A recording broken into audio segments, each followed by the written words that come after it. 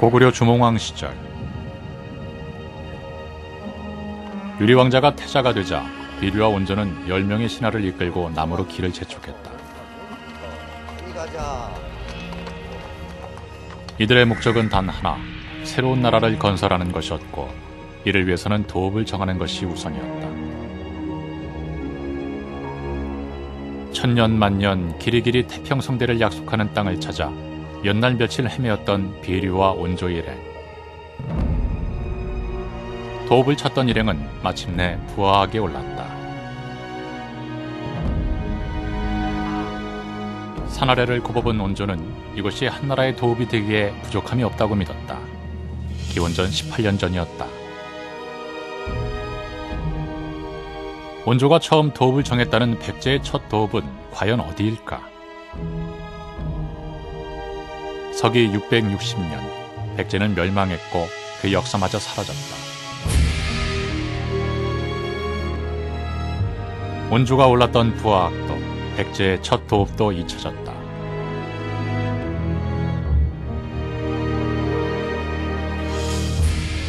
사라진 우리의 역사는 과연 어디에서 찾을 수 있을까?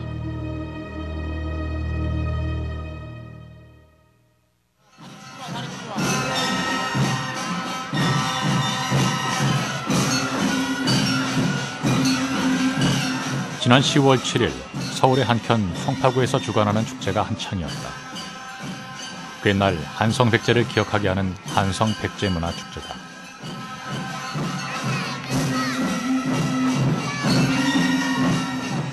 옛날 백제의 의복과 문화를 복원해 시민들에게 백제에 관해 널리 알리는 것이 이번 행사의 큰 목적이다.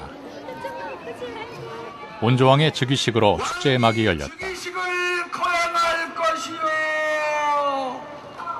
여러 대신들과 백성들의 뜻을 모아 나의 아들 온조를 대백제의 개국왕으로 초대하고자 하노라.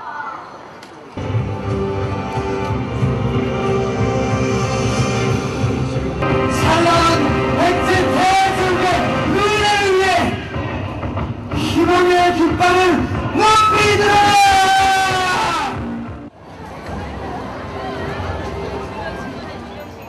축제의 한편에서는 송파구 일대에서 발굴된 옛 백제의 유물들과 사진들이 전시 중이었다. 몽촌토성과 흥납토성에서 발굴된 각각의 유물들은 지금 이 자리가 옛 백제의 땅임을 증빙하는 증거물로 쓰인다. 아니 막연하게만 생각하고 있었어요. 그 자세히는 몰랐어요. 여기 뭐 사진이나 그림들 보니까 그 막연하게 알았던 걸 눈으로 느낄 수가 있겠네요. 저는 그렇게 생각을 하고 있는데 확실은 잘 모르겠지.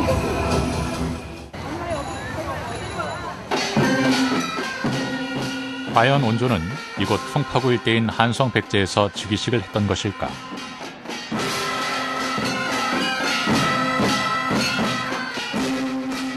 백제가 처음 도읍을 정했다는 그곳은 바로 이곳일까?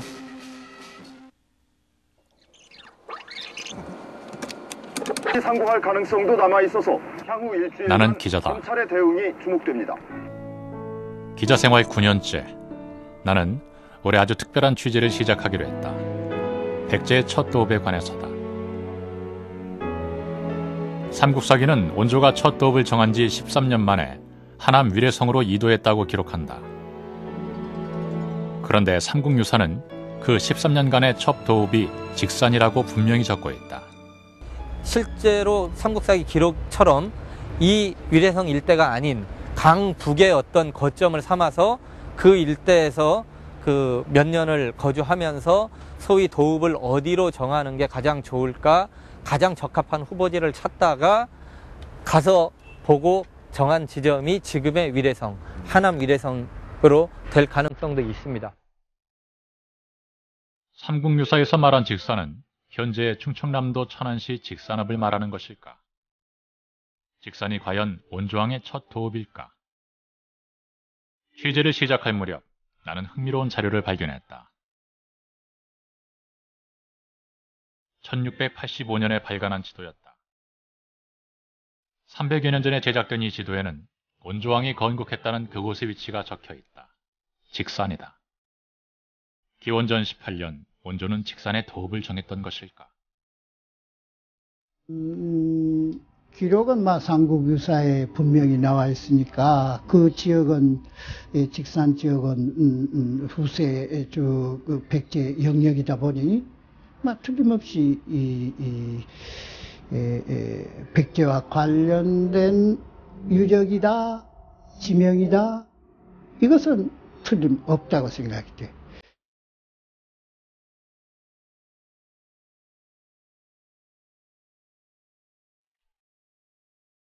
지금까지 우리가 알고 있던 백제의 첫 도읍, 그곳은 직산이 아니었다. 학생들은 백제의 첫 도읍지에 대해 어떻게 알고 있을까? 서울과 충청도, 경상도의 한 중학교를 각각 무작위로 선정해 학생들에게 그들이 알고 있는 백제의 첫 도읍지에 관해 물어봤다.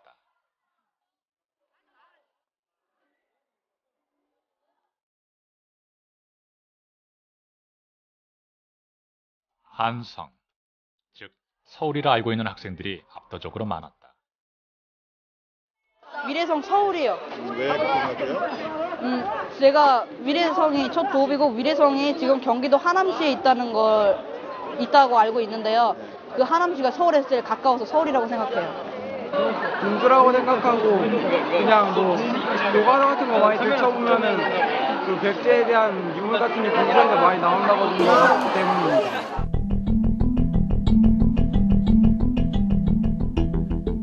처음 백제의 역사를 배우는 시기는 초등학교 4학년 무렵. 역사 교과서는 백제의 첫 수도를 서울로 비정한다. 교과 내용에 직산은 없다. 직산에 대해 배운 바 없으니 직산을 기억하는 학생들이 없는 것은 어쩌면 당연한 결과가 아닐까. 백제 첫 번째 수도가 서울이라는 게 거의 정설로 여겨지고 있기 때문에 그래 생각합니다. 인천은 농사가 잘 안 되니까 서울에 지은 사람하고 합쳐져가지고 백제가 만들어져가지고 서울이라고 생각해요. 각각의 지역을 막론하고 학생들은 대부분 백제의 첫 도읍이 서울이라 확신한다. 특히 충청 지역에서는 서울이 압도적으로 많은 표를 얻었고, 서울 지역에서는 서울과 공주, 그리고 대구에서는 직산을 말한 학생들도 있었다. 과연 서울은 13년간 백제의 첫 도읍이었던 그곳이 맞는 것일까?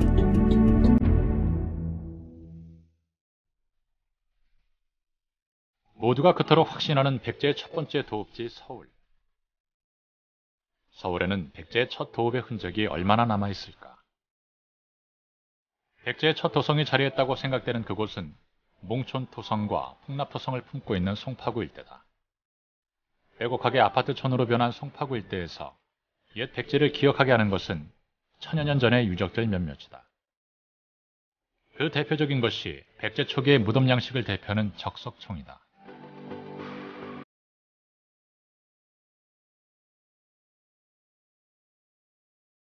지상에서 일정한 높이로 돌계단을 쌓아 주검을 안치하고 그 위에 돌을 쌓아 만든 적석총은 가락동, 방이동 무덤과 함께 초기 백제의 무덤 양식으로 손꼽힌다.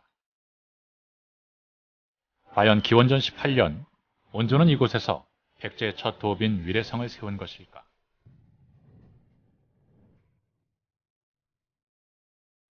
그 흔적은 아직 남아있을까?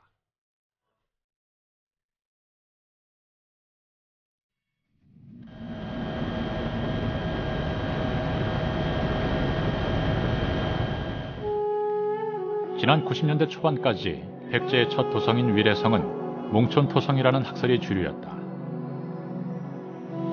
지금의 성내천 남쪽에 2.7km 둘레로 진흙을 쌓아 올려 만든 몽촌토성에는 남물타리로 목책을 쌓았던 흔적도 남아있다. 몽촌토성이 의심할 것 없는 백제 전기의 것이라는 흔적은 유물들을 발굴하며 더 확실해졌다.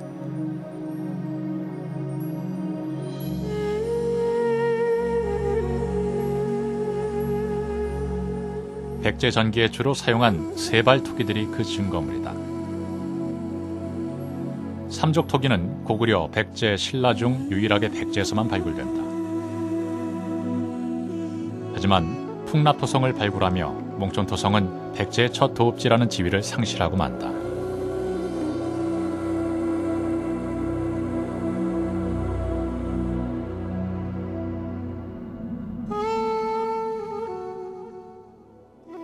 그 풍납토성이 과연 한암 위례성이 맞느냐, 소위 몽촌토성도 있을 수 있는데 몽촌토성하고 비교해서 위례성이라고 볼 수 있는 근거는 몽촌토성보다 나오는 유물의 연대가 이르다라는 겁니다.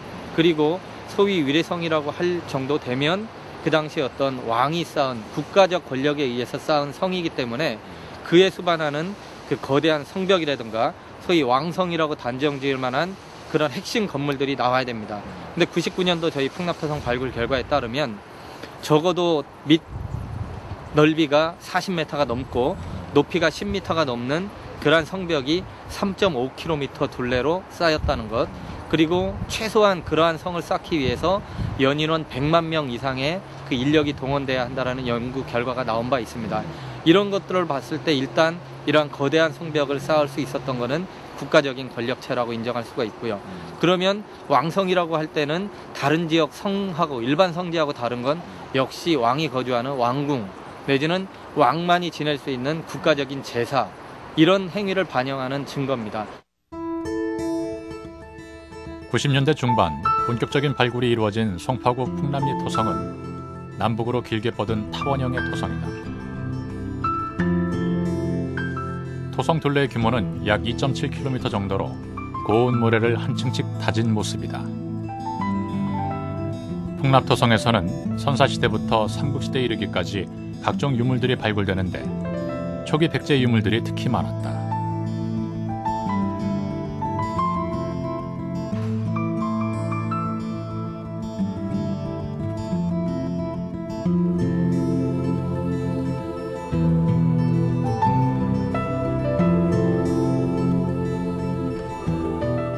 대체로 고고학계에서 얘기하는 기원전 1, 2세기 이래의 소위 경질무문토기라고 하는 그러한 그 토기부터 백제 전형적인 삼적기, 고배 등의 그런 백제 토기들, 그리고 그 사이에 출현하는 회색계, 탄알문 토기, 연질 토기, 그래서 적어도 기원전 1세기부터 한 5세기 말, 즉 고구려에 의해서 한성백제가 멸망하던 그 시점까지의 모든 종류의 토기가 다 망라돼서 나온다라고 볼 수 있습니다. 예, 지금은 이제 그 백제가 와서 어떤 주민 구성을 이뤘던 건지 아니면 그 전에 있던 주민 집단을 새로 외래의 주민이 와서 복속시킨 건지는 아직까지는 확실치는 않습니다. 다만 지금 풍납토성 내에서 출토되는 유물로 봤을 때 그 이전 시기도 없고 그 이후 시기도 없이 소위 삼국사기 기록에 나오는 기원전 1세기대에서 5세기 말까지의 유물만이 나온다라는 게 특징입니다. 풍납토성은 1997년부터 발굴 조사를 실시하고 있는데 발굴을 거듭하며 한강 유역에서 가장 이른 시기에 쌓은 거대한 성벽이라는 사실이 밝혀졌다.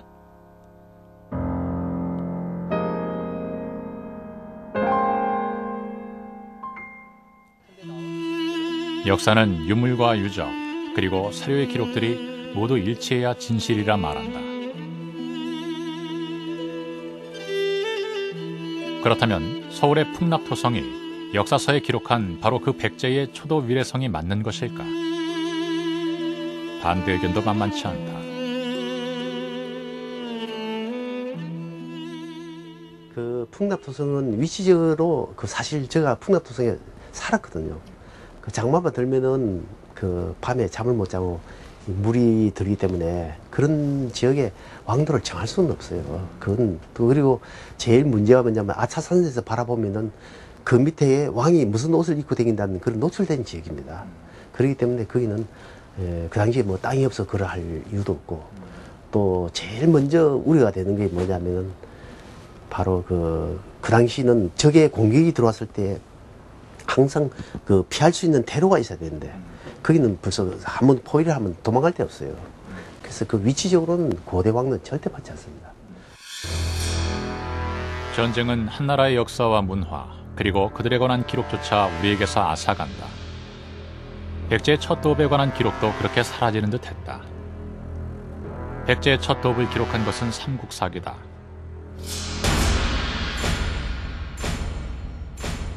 삼국사기 백제 온조왕 편에는 백제의 건국에 관한 내용이 서술돼 있다. 삼국사기를 편찬한 시기는 고려 인종 23년인 서기 1145년, 백제가 패망한 이후 500년이나 지난 뒤다. 삼국사기에 실린 백제 건국의 역사는 과연 실제일까? 그런 기록이 백제 계통의 기록에 남아있기 때문에 김부식이가 그대로 놓은 거지, 그것을 오늘날 사람들에게처럼 김부식이가 무슨 연구를 해가지고 자기가 쓴 게 아니거든. 옛날에 전하는 기록을 갖다가 그대로 옮겨놓은 것 뿐이죠. 백제인들은 비류와 온조가 신하들과 함께 부하하게 올랐다고 믿었다. 비류와 온조가 도읍을 정하기 위해 함께 올랐다는 부하악. 그곳은 과연 어디일까? 부하악은 곧 백제의 첫 도읍지를 밝히는 비밀의 열쇠다. 오간 마려 등 10명의 신하들과 함께 남쪽으로 떠나온 비류와 온조 일행은 부하악에 올라 첫 도읍지를 발견했다. 부하악 아래는 첫 도읍이 될 만한 자리였다. 북쪽으로는 큰 강이 흘러 백성들의 식수원을 삼을 만했고,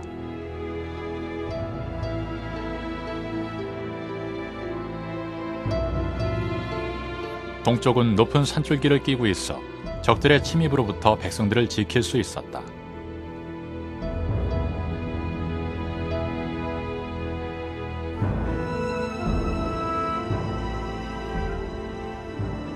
남쪽으로는 기름진 땅이 그득해 백성들을 배불리 먹일만 했으며,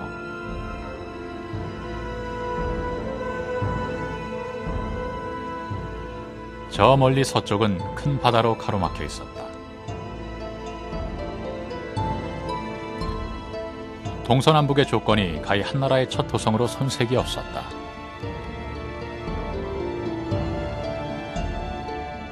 그 옛날 비류와 온조, 그리고 10명의 신하들이 함께 올랐던 그곳은 과연 어디일까? 네, 삼국사기에는 거기가 어디라고 하는 것이 나와 있지 않고 단지 부하악이라고 하는 기록으로만 되어 있습니다. 그런데 지금 그 학계에서는 이 부하악을 삼각산으로 이 추정을 하고 있습니다. 그 근거는 김정호의 대동지지에 삼각산을 이 부하악으로 칭한다 하는 그런 이 기록이 보이기 때문입니다.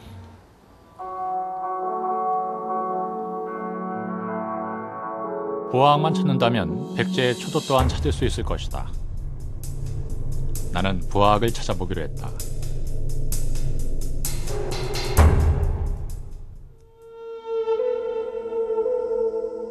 16세기 후반에 발간한 팔도 총도에서는 삼각산을 일컬어 부하악이라 부르고 있다. 세 개의 봉우리가 삼각을 이루어 이름조차 삼각산이 된 북한산. 지금은 북한산이라 불리는 삼각산이 부하악의 첫 번째 후보다. 멀리서 바라본 인수봉의 모습이 마치 아이를 업은 것 같다고 해서 옛사람들이 부하악이라 이름했다는 것이다.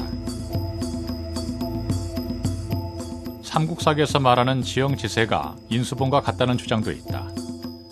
과연 저 높은 산에서 바라본 산 아래의 모습은 삼국사기에서 설명한 동서남북의 풍경과 같을까?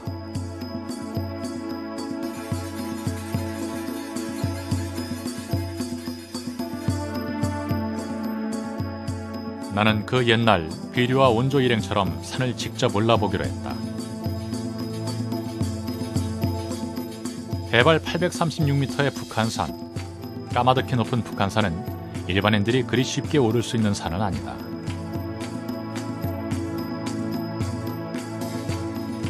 해군대, 만경대와 함께 삼각산, 삼봉산으로 불리는 인수봉은 화강암으로 이루어져 일반인들이 쉬이 오르지 못하는 산으로 알려졌다.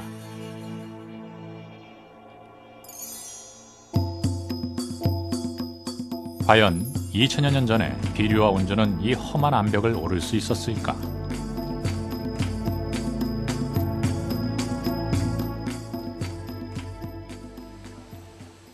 인수봉에 오르면 온조가 보았다는 위례성을 볼 수 있을까? 대피소 백운산장 뒤에 바로 뒤에 나는 인수봉에 올라 산 아래를 굽어보고 직접 확인해 보기로 했다.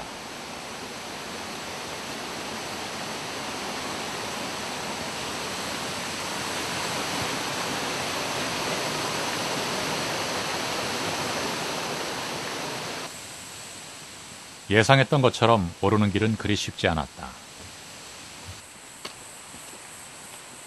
키 178cm에 몸무게 75kg, 올해 37인 신체 건강한 내가 오르기에도 산은 힘들고 벅찬 상대였다.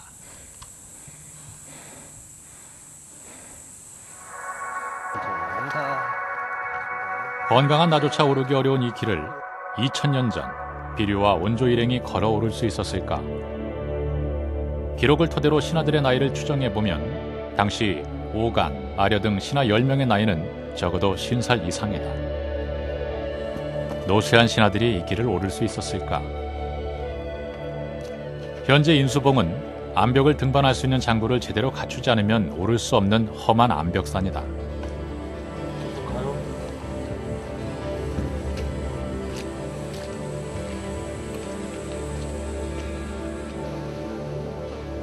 이제부터는 일반인들이 출입할 수 없는 곳이라고 한다.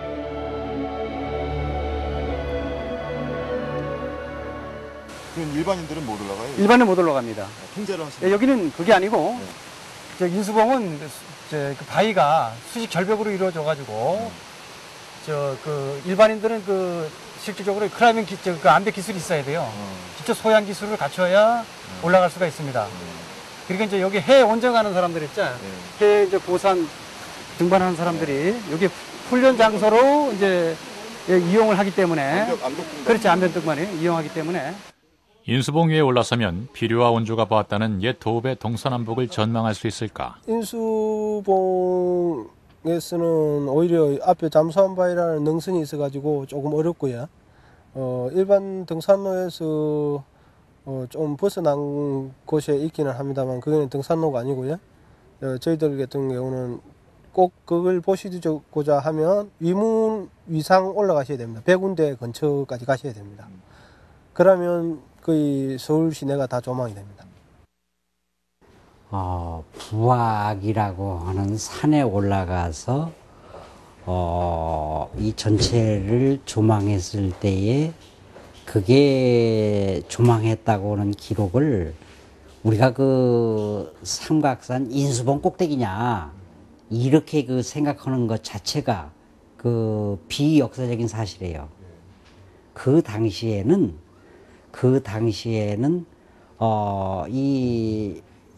그러니까 부학이 정말 오늘날 그 실증대로 맞는다고 하면은 아마 저 아차산 정도, 말을 탄 비류와 온조가 나이 50을 넘은 신하들 10명을 이끌고 인수봉을 오르는 것은 현대를 사는 우리에게도 거의 불가능한 일인 것처럼 보인다.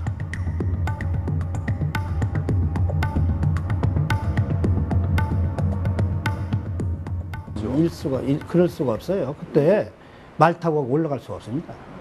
말을 타고 그때 움직였거든요. 그 사람들은 기만민족이었고, 근데 그건 상식 밖의 이야기고, 생각해보세요. 인수봉 사람도 올라가기 힘든데, 자일 타에 올라갈 수도 있고, 그 규제는 지금 길이 이게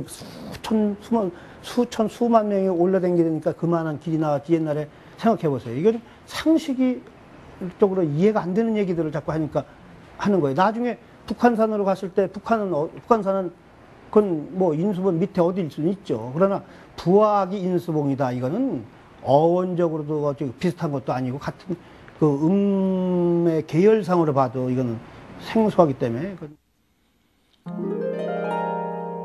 조선 후기 삼각산을 부학이라 불렀다는 기록은 남아있지만 이곳에서 초기 백제 유물을 발굴했다는 기록은 없다.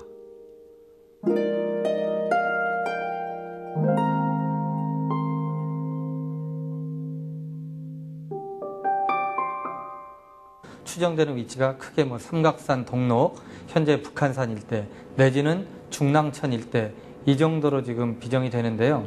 실제로 그 언급된 유적들에서 초기 백제의 어떤 유물이나 확실한 유적이 발굴돼서 보고가 된 예는 없습니다. 따라서 고고학적인 증거 자체는 상당히 근거가 희박하다라고 볼 수가 있겠습니다. 삼국사기에 따르면 백제를 세우고 13년이 지난 뒤 하남 위례성으로 도읍을 옮겼다고 한다. 역사서에는 기록되지 않았지만 학자들은 백제의 초도가 하북 위례성이었으리라 미루어 짐작하기도 한다. 위례성이 이제 지금의 한성 백제인데요. 하북 위례성, 하남 위례성 이렇게 이제 주장하는 학자들이 있는데 그 설이 한 10여 가지가 되기 때문에 참 분분합니다. 또 어떤 학자들은 묘목등설을 또 아자산이라든지 용마산에 또 고구려 보루성도 있고 그렇기 때문에 그쪽 설을 주장하는 그 학자들도 있고 정릉설이라든지 그 다음에 도봉구 방학동설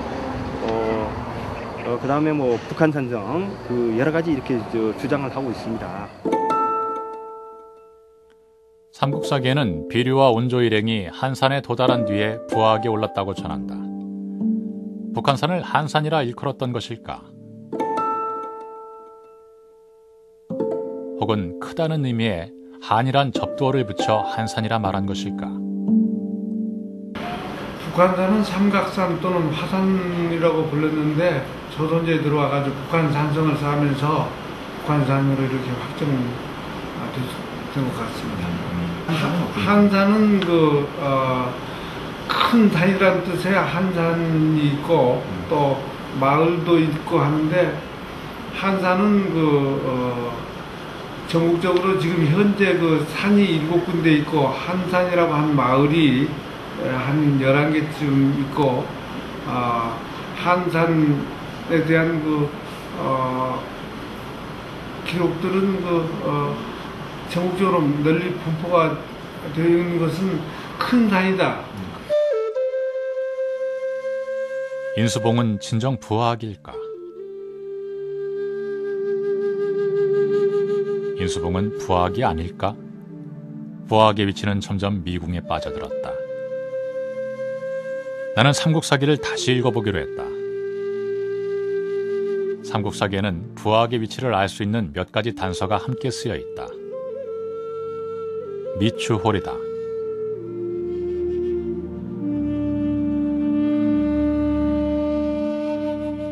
비류와 온조는 함께 부하하게 올랐다.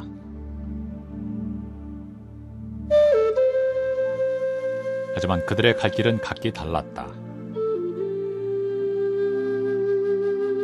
온조는 비옥한 옥토를 택해 도읍을 정했지만 그와 달리 비류는 미추홀이란 바닷가를 택했다. 삼국사기에는 미추홀로 가겠다는 비류를 10명의 신하가 만류했다고 기록한다.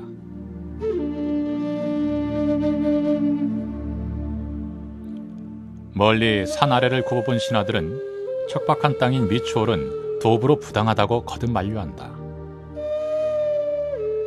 이 하남 땅은 북쪽으로 한수를 띄었고 동쪽은 높은 산줄기에 기대었으며 남쪽은 기름진 소택을 바라보고 서쪽은 큰 바다로 가로막혔으니 이런 자연적인 유해와 지리는 얻기 어려운 지세입니다. 이곳에 도읍을 세우셔야 하지 않겠습니까?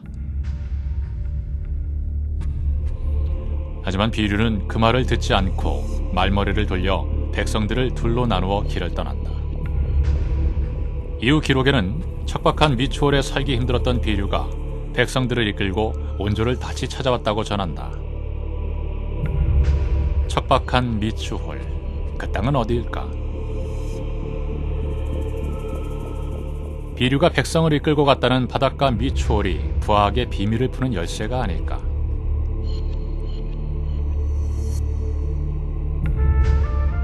백성들이 제대로 살지 못하자 다시 온조를 찾아온 비류는 온조가 나라를 번성시킨 것을 보고 스스로 목숨을 끊었다고 전한다. 척박한 바닷가 땅 미추홀. 현재 미추홀의 첫 번째 후보는 인천항이다. 인천에는 먼저 이른 백제 때 이름은 미추홀이고 그 고구려 때는 홀은 성이라는 뜻인데 뒤에는 이제 신라 때는 그 소성, 신라 때는 소성으로 됐다가 경원 인주로 돼가지고 조선 초기에 세종 때 인천이 됐는데 인주라고 하는 것은 주자는 넓은 땅인데 그때 산이 가까우면 뇌산 쓰고 뇌물이 가까우면 뇌천자를 써가지고 과주도 과천이 되고 인주도 인천이 된 겁니다. 인천이 삼국사기 속의 그 미추홀이라면 부학은 인천에서 지리적으로 가장 가까운 북한산일지도 모른다.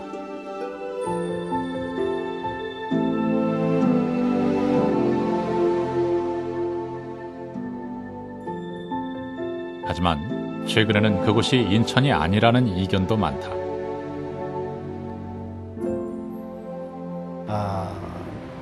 인천의 인주는 그 시절에 그 지리적으로 봐도 배를 댈 수 있는 곳이 아니었다. 그런 것은 여러 학자들이 얘기를 하고 있어요. 그걸로 볼 때는 나는 그 지명으로 봐도 되고 고유 지명이 미두리로 봐도 그렇고 그것은 현재 인천이 아니라 아산 인주의 미두리다. 이렇게 나는 믿고 있어요. 삼국유사는 미추홀이 당시의 인주라고 기록한다. 아산만 일대다. 미추홀이 정말 아산 일대일까? 미추홀이 인천이 아니라 아산이라면 부학은 북한산이 아닌 다른 지역이 된다. 아산이 미추홀의 요건을 갖추었는지 직접 찾아 나서기로 했다.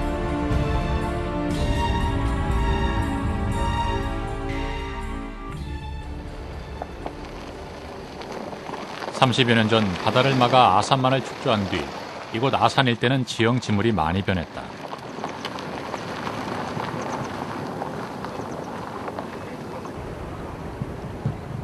(2000여 년) 전 비류는 배 백성을 싣고 이곳 아산만에 이르렀던 것일까?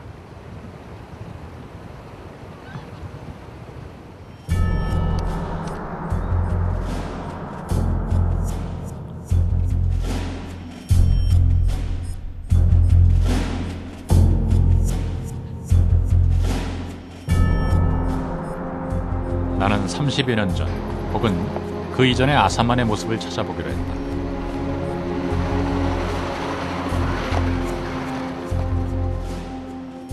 간척 사업으로 땅은 옛 모습을 잃었지만 사람들의 기억에는 아직도 그 옛날의 모습이 서려 있다.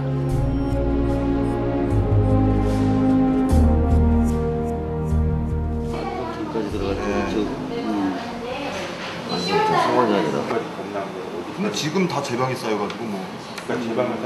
하천에다가 우리 어렸을 적에는 하천을 따라 들어가고 그 전에 이 제방 막혀지기 전까지는 다 이게 바다였던 거죠. 아산만 인근은 평택항, 아산항이 있을 정도로 넓은 바다와 인접해 있다. 아산에서 태어나 80년을 살아온 남명한 할아버지는 밀두리 앞까지 큰 배가 들어온 것을 똑똑히 보았다고 한다. 서해에서 지류를 따라 내륙까지 들어올 수 있었다는 것이다. 무거워서 온데 이거 아마 저기서 봤을 때 연평도 그런 데서 봤을 때 아마 그런 배가 헤어졌다가 그냥 들어왔다가 밀두리 다리 밑에 가당. 그 지금 현재 여기가 복개가 돼가 그래 지금 육지가 됐지. 그래서 여기서 새우젓도 사 먹고 그랬다고. 그리고 여기는 선부 인주공단 자리는 전이 갯물이 들락날락 하면서 저 화렴도 하고 그랬어요 여기서. 그리고 우리 어려서 거기도 잡아먹고 그랬다고 여기서. 그럼 여 일대가 상당 부분이 예전에는 다 바다였겠네요. 옛날에는 그 옛날은 모르지만 우리 살아서는 여기 인주공단 자리가 전부 바다였어. 예. 지금은 왜 물이 안 들어오나요? 이제 인주공단 막아갖고. 거기 공단 들어섰잖아. 그래서 지금 여기 이제 도로로니 뭐 여기 전부 저기 돼갖고선 미어갖고선 지금 현재 여기도 지금 이게 하천이라고 이게. 그래서 지금 물이 안 들어온 거지. 한강도 이제 꽤 넓은데 강이. 그때하고 그 강하고 비교를 하면 어떨까요? 그 강하고 비슷했을 겸아. 어떻다고요? 비슷했을 거고 거리가. 어디랑? 한강하고 여기 거리하고.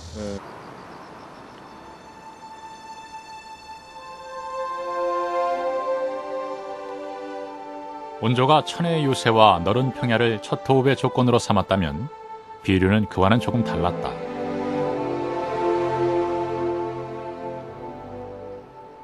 비류는 유통을 첫 번째 조건으로 삼았다.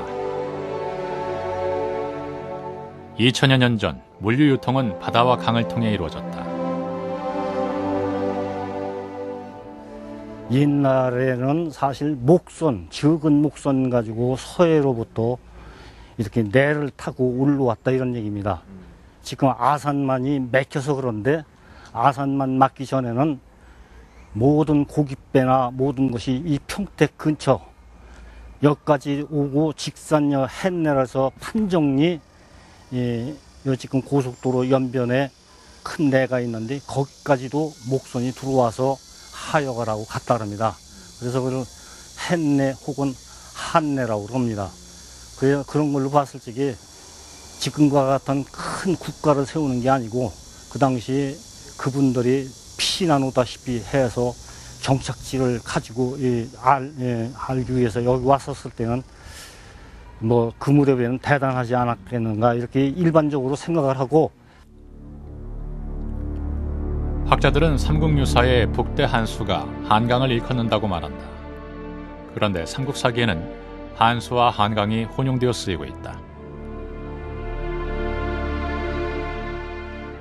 김부식은 왜 온조 왕조에만 유독 한강을 한수라고 쓴 것일까? 그러한 지명은 저 치세는 많이 있어요. 없을 수가 없잖아요. 그런데 이제 제일 한 것이 이제 한강이라고 하는 걸, 한수를 북대 한수를 한수로 자꾸 한강으로 생각하니까 그런데 그 한이라고 하는 이야기는 크다, 넓다 이런 뜻이거든요. 한없이 넓다, 한없이 크다 할 때 한이거든요. 그럴 때에 그 아까 얘기하는 그 천안에 흐르는 입장천이 한내거든요. 옛날 이름이. 그리고 안성천이 웅천이에요. 옛 이름이. 웅천 하면은 우리는 곰내 해가지고 공주에 있는 그 금강의 일부분 그걸 웅천이다 맨날 그랬는데 아니에요. 그건 어디든지 웅천은 또 있을 수도 있어요. 아산만은 안성천이 흘러 서해로 빠져나가는 지역에 위치한다.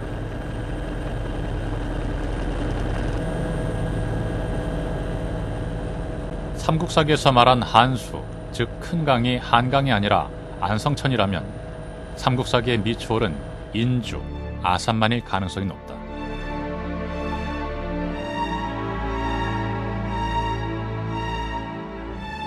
먼 훗날 조선에서는 비류가 이용하려 했던 해상을 물류 이동수단으로 삼아 경제를 번영시켰다. 예, 안성에서 내려온 내가 모여서 큰 강을 이루고 그것이 이제 아산만에 연이어져 있었다고 보았을 때 조선시대의 공세고창이 바로 인근에 공세리에 있었던 것은 충청도 각골에서 올라온 곡식들을 모아서 그걸 백길로 운반을 해서 마포나루까지 도착하는데 가장 유리한 조건이었다라는 거죠. 그런 만큼 비류가 졸본 지역에 있다가 백길을 이용해서 정착할 수 있는 곳은 이 아산만 쪽이 가장 유리한 지형적 위치에 있다라고 보고요. 나는 삼국사기의 글귀를 토대로 디지털 복원을 의뢰했다. 그리고 아산만 일대 위성 사진과 비교해봤다. 북쪽으로 강, 서쪽으로 바다, 그리고 남쪽으로 기름진 땅을 만들고 그다음에 동쪽으로 산맥을 형성을 하고, 그렇게 해서 만들어진 디지털로 복원된 저희의 작업 모습을 보고 나중에 후에 기자님이 아산만 안성천 일대의 그 구글을 확인해 보라고 그래서 확인을 해봤을 때 정말 흡사하게 일치했어요. 아산을 인주라고 한다면 부학은 아산과 가까운 곳에 있어야 한다. 과연 그곳은 어딜까?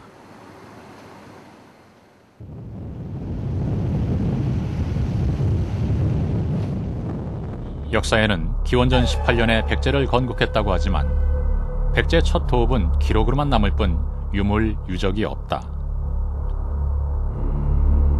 백제의 건국은 점점 미스터리에 빠지고 있었다. 용인에도 부하산이 있다는 얘기를 들은 것은 그때였다. 용인은 안성천하고도 그리 멀지 않다. 하북 위례성에서 보면 삼각산이 마치 애기오분산 그 주봉 중에 이제 그 울자 큰 바위가 있는데 그 사진이 그렇게 보여가지고 부화산로 이렇게 했는데 요즘에는 용인에 있는 부화산 이름이 같다고 해서 용인을 그것과 혼동해서 부르는 사람이 있기도 합니다. 용인대학교 뒤에 위치한 부화산은 마을의 뒷산이다. 육안으로 보기에 산세는 그리 험해 보이지 않는다. 부화산의 높이는 해발 403m. 그리 만만한 높이는 아니지만 인수봉에 비하면 일반인의 접근이 가능한 정도다.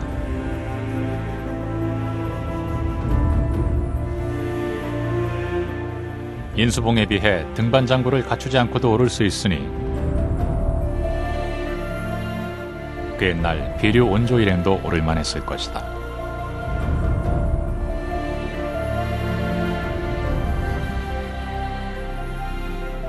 산 아래에서 출발한 지 40분 만에 정상까지 다다를 수 있었다. 어쩌면 노쇠한 신하들도 너끈히 오를 만한 그런 지형이다. 좀 험한 산이죠. 험한 산에 속해요. 그러면 지금이나 예전이나 이렇게 연세 어느 정도 뭐 한 선생님 정도 연세 되신 분들이 올라오시는 데는 큰 문제는 없겠어요? 별 뭐 문제 없어요. 큰 뭐 부담은 없어요.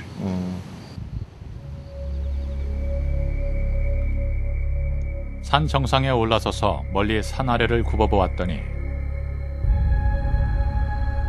산 정상에서는 눈을 돌려 바라보는 곳마다 빼곡하게 산으로 막혀있다. 동쪽에 높은 산맥만 있을 뿐 삼국사기에서 설명한 북대 한수도 서조 대해도 찾아볼 수 없다.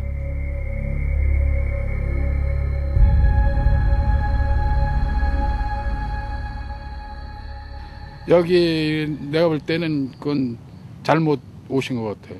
누가 어떻게 얘기를 해서 여기 오셔가지고 이렇게 하시는지는 모르지만 바다 강은 전혀 여기 보이지는 않아요.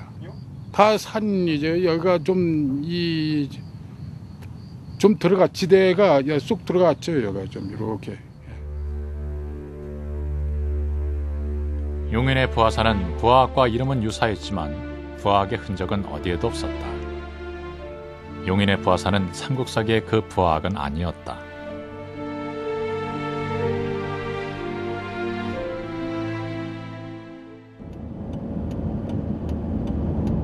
그때였다. 부화학의 또 다른 후보에 관한 제보가 이어졌다. 평택 인근의 부학산이다. 만약 평택의 산 위에서 서쪽으로 너른 바다를 보고 북쪽으로 안성천까지 내려다 볼 수 있다면 그 산이 바로 부학일 터였다.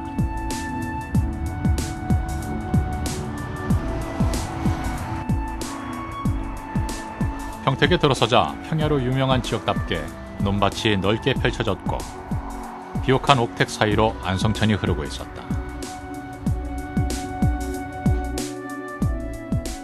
그런데 너른 강이라 부르기에 지금의 안성천의 물길은 그리 넓지 않다.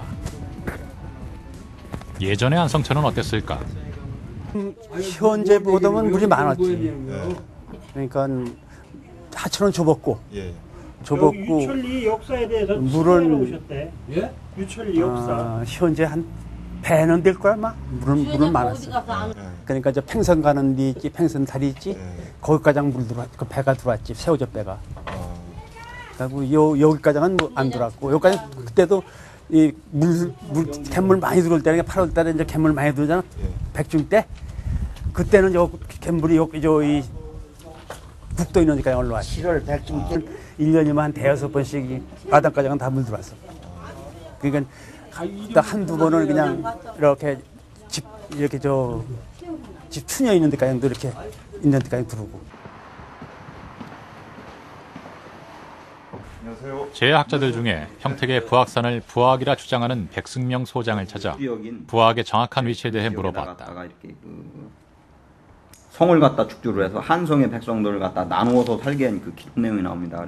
그다음에 1929년도 자료인 조선 환자승남에서도 오늘날의 천안시 그 입장면 용정이론이라든가 안성시 그 미양면 구례리론까지 배가 들어왔었다라고 하는 기록 내용이 있습니다. 사실 안성천 지역에는 삽교천이라든가 혹은 무안천 혹은 뭐 곡교천, 진위천, 오산천과 같은 안성천과 같은 그런 커다란 물줄기들 8개가 모여졌기 때문에 그곳에 다 집산이 되는 오늘날의 경기도 평택시 그 팽성읍 주변이론의 과거의 고지명이 하파련이었습니다. 즉 커다란 물줄기 8개가 모이는 고을이다라고 해서 그 하파련이라고 해서 과거 그 고려사라든가 고려사의 특히 지리지라든가 신증 동구여지 성남의 지리지 이런 내용들을 보시게 되면은 하남이라고 하는 그 기준점이 바로 그 안성천 유역으로다 해가지고선 오늘날의 공주 충청 남북도 요 일원을 갖다 특히 이제 충남 지역을 일컫는 지명으로다가 쓰여졌던 대명사의 그런 그 지명, 고유 지명이었음을 우리는 알 수 있습니다. 사실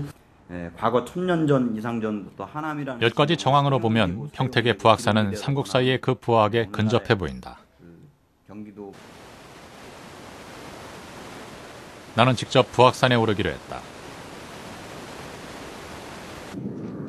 부악산은 불악산이라고도 불리는데 산세가 완만해 산책을 하는 시민들이 꽤 많았다.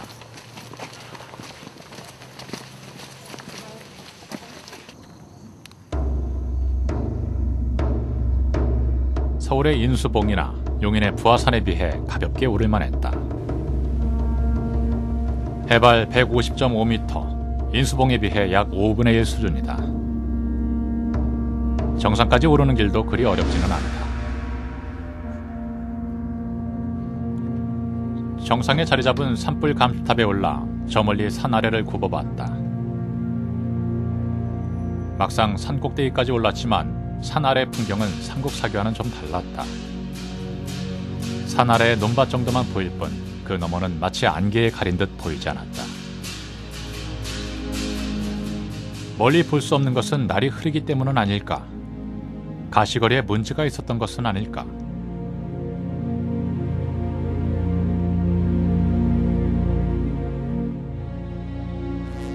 날이 맑으면 육안으로도 수십 킬로미터 떨어진 곳을 볼 수 있다고 한다.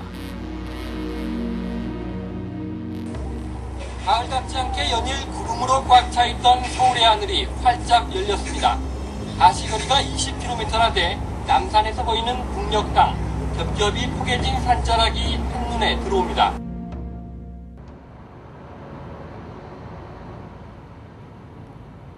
(2000년) 전 원조 일행이 부하하게 올랐을 때는 지금처럼 환경이 나쁘지 않았을 터였다. 수렵 생활을 하던 기마민족이니 시력 또한 현대인들보다 더 좋았을 것이었다. 나는 날이 맑은 날을 택해 부악산을 다시 올랐다. 부악산 정상은 다른 산에 비해 오르기가 쉬운 편이다. 산악용 자전거를 타고 오르는 이들도 자주 눈에 띄었고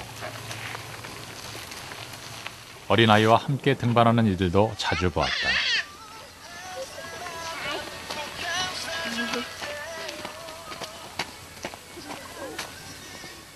그 옛날 말을 타고 오르기도 노쇠한 신하들과 함께 오르기에도 그리 어렵진 않았을 것이다.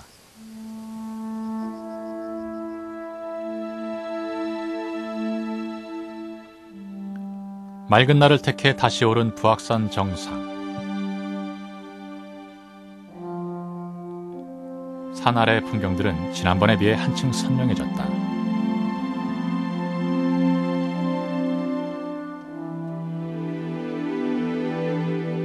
멀리 북쪽으로는 안성천이 보인다. 저 멀리 서쪽으로 서해대교가 한눈에 들어온다. 서해까지 육안으로 볼 수 있다. 북대 한수, 즉 북쪽으로 띠를 두른 큰 강이 보이는 것이다. 동쪽으로는 높은 산맥이 펼쳐 있다. 동거고악이다. 남쪽으로는 너른 평야가 보이고 저 멀리 서쪽은 큰 바다로 막혔으니 산 아래 풍경만 보면 삼국사기의 부악은 평택의 부악산일지도 모른다. 그들이 한산 땅인 어딘가에 있는 부악에 올라서 바로 그 하남 위례성으로다가 이렇게 그 도읍을 정하기까지 그 과정의 문제인데요. 결국 그렇게 되면은 그들이 먼저 살만한 땅을 살펴보았다라고 하는 부화학도 역시 한산 땅에 있어야 하는 것이고, 그 다음에 그 하남 위례성은 바로 한산 땅과 그 경계를 맞대고 있던 그런 그 지역이 되겠습니다. 그것을 그렇게 말씀드리는 이유는 바로 마한왕이 원주왕에게 그 동북 백리의 땅을 활양을 했기 때문에, 그 활양을 할 수 있는 땅은 자기들 땅에 그 외곽 테두리를 우리가 이게 활양을 하는 것이 일반적이지요. 그 가운데에 있는 것을 이렇게 주는 경우는 아마 아주 극소하게 적을 것입니다. 그래서 결국은 그 마한과 그 한산 땅과의 경계는 바로 그 충청도 직산현이 됩니다.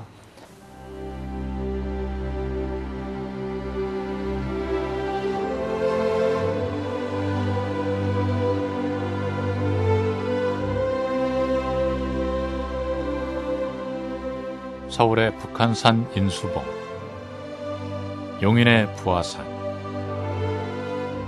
그리고 평택의 부악산.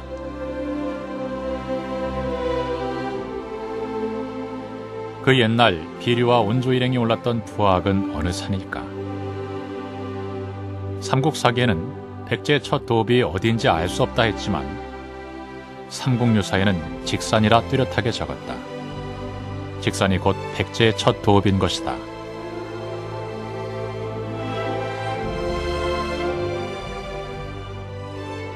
백제의 원조왕은 당시 직산현의 첫 도읍을 정하고 첫 도성인 위례성을 쌓았다고 한다. 그 옛날의 직산, 그곳은 현재 어디일까? 비류와 헤어진 원조가 혼자 백제의 전신인 십제를 세운 그곳은 어쩌면 현재의 천안시 직산은 아닐까?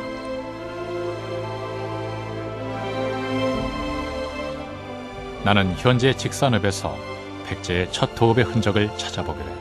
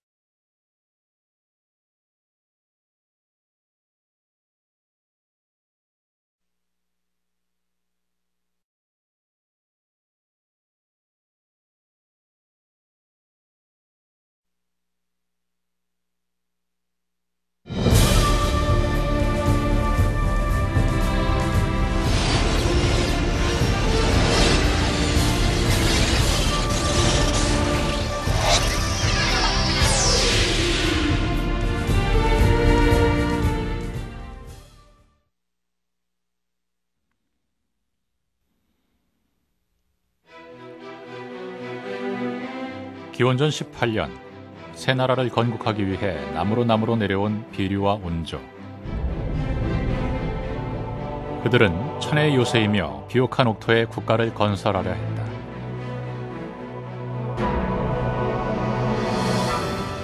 마침내 비류와 원조 일행은 부하악 위에 올라 아래를 굽어보며 길이길이 태평성대를 노릴 첫 도읍지를 찾았다.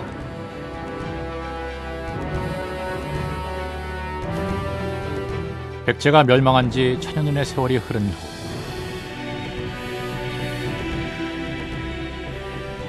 조선 중엽의 학자 서거정은 직산현을 지나며 백제를 추억한다. 그는 왜 직산에서 백제를 떠올렸을까?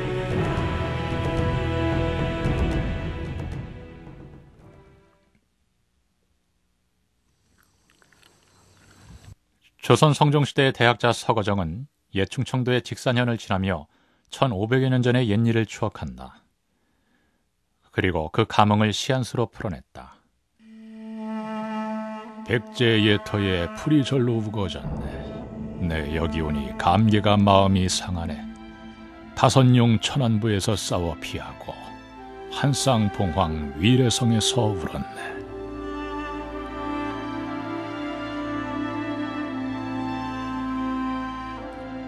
직산현을 백제의 예터라 굳게 믿었던 서거정은 아예 자신의 시제를 백제의 근원에 있는 룩악에 올라 쓴 글이라며 제원룩이라 명명한다.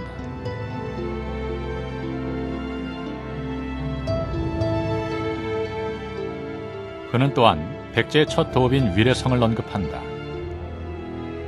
그는 왜 직산을 백제의 옛 땅이라 말한 것일까?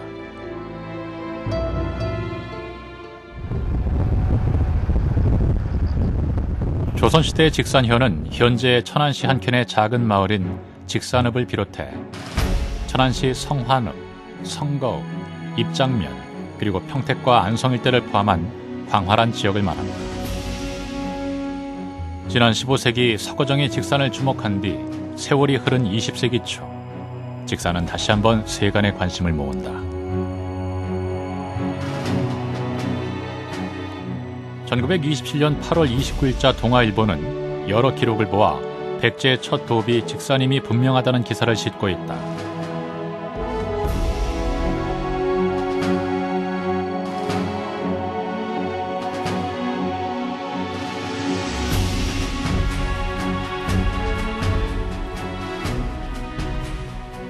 지금까지 백제의 첫 도읍지로 알려진 곳은 서울시 송파구 일대. 지금도 송파구에는 위례성길이 있어 옛 백제를 떠올리게 한다. 이곳에서 나도 백제의 첫 도읍지인 위례성의 흔적을 찾아보기로 했다. 분명 길은 위례성길이건만 아무리 걸어도 그 흔적은 없었다. 그 이쪽 어디로 가면 위례성이 나오나요? 그건 난 모르겠어요. 모르겠어요. 네. 보신 적 있으세요? 혹시? 모르겠어요. 나는 그건. 네, 그래서 여기가 몽천 토성은 있고, 예. 저기 풍납 토성, 예. 또 저쪽에 가면 석천 고분 있고 석천. 그 위례성이라는 건 잘 모르겠습니다. 그 역사에서 책에 나오기는 나오던데 잘 모르겠습니다. 소위 하남 위례성이라고 확실하다라고 얘기하려면 진짜 그 어떤 위례성이라는 글자가 나오든지 이렇게 되기 전까지는 그 누구도 이렇게 100% 장담을 할 수 없습니다. 다만 저희가 그 발굴 결과를 통해서 추정할 수 있는 여러 가지 근거가 있는데요. 일단은 그 삼국사기에 나오는 위례성의 도읍 정할 때의 그 기사와 풍납토성의 위치가 가장 잘 맞아 떨어집니다. 예를 들어 북쪽으로 한수를 끼고 있고 동쪽에 높은 산이 막혀 있고 남쪽으로 평야가 있고 서쪽으로 바다에 면하는 이 일대는 현재 서울 지역에서도 소위 서초, 강남, 송파 일대가 가장 적합하다라고 생각이 됩니다. 서울 송파구 위례성길에서 나는 위례성을 찾지 못했다. 그런데 위례성길은 또 있었다. 충청남도 천안시 입장면 양대리에 자리 잡은 위례성로다. 이곳에서 위례성의 흔적을 발견할 수 있을까?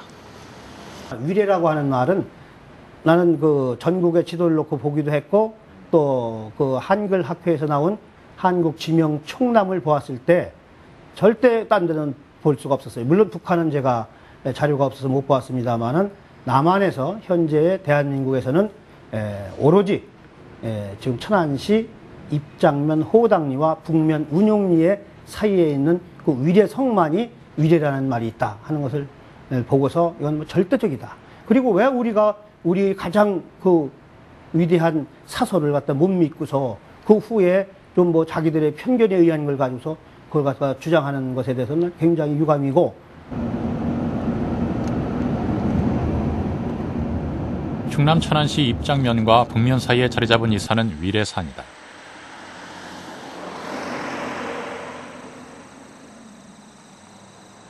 아주 오랜 옛날부터 이 산의 이름은 위례였다.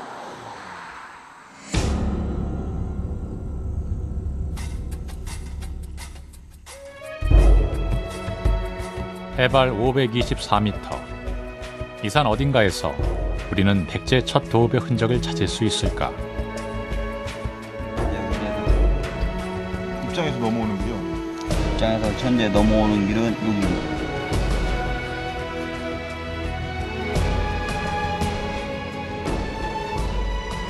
흠북 정맥의 중봉으로 서운산, 성거산, 태조산을 따라 이어진 위례산은 검은산 혹은 신산이라는 별칭으로 불리기도 했다. 쥐잔 꼬꼬박 1시간을 오르면 위례산 정상에 다다른다.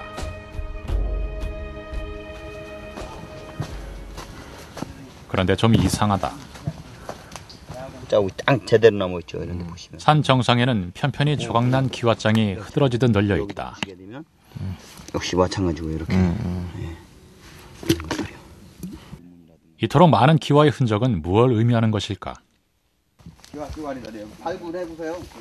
네, 던지고 버린 거죠. 그러다가 이렇게 그 아까 둘러보신 그 기와 쪼가리가 있는 재단터가 있고요. 그다음에 재단터 뒤쪽으로다 이렇게 그 성벽이 지금 쭉 이렇게 보이실 겁니다 아마.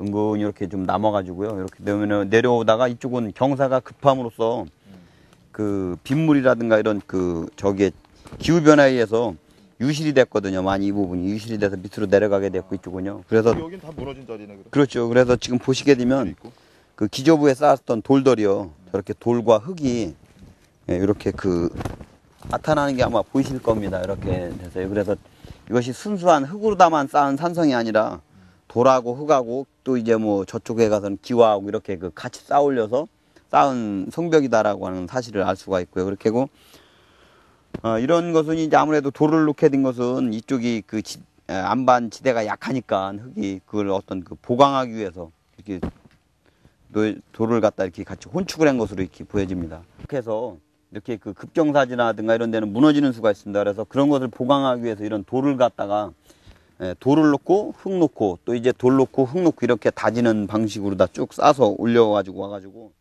저 남부 유성농장을 인위적으로 쌓아 올린 모습이 역력하다. 아무래도 뭐 1000년 이상의 세월이 흘렀으니까 이게 그 제대로 지금까지 다 남아 있을 수는 없거든요. 지금 이제 이건 좀 어느 정도 나오죠. 위례산 정상은 토성의 흔적들로 가득하다. 원래 여기 그 여지승남의 기록처럼 1690척이라고 한다면은 둘레가 약 한 그 700m 정도밖에 되지 말아야 하는데 현재 위례산성이 정상 주변을 둘러싼 이런 그 태매식 산성이 전체 둘레는 거진 한 1km 가까이 되거든요. 그래서 여지승남 기록하고도 약간의 그 거리 차이는 좀 있습니다. 쇠락한 위례산성은 오랜 세월의 풍파를 온몸으로 고스란히 막아낸 흔적들로 그득하다. 처음 발굴한 토성의 윗부분은 통일신라 시대의 양식과 유물들이 발굴되어 있지만 가장 아래층에는 확연히 다른 유물들이 잠들어 있었다. 뭐 일부는 이게 위례성일 가능성이 있다고 얘기하는 사람도 있지만은 공식적으로는 이게 통일신라 이후의 것이라고 표시하고 있어서 상당히 많은 의문점이 있었죠.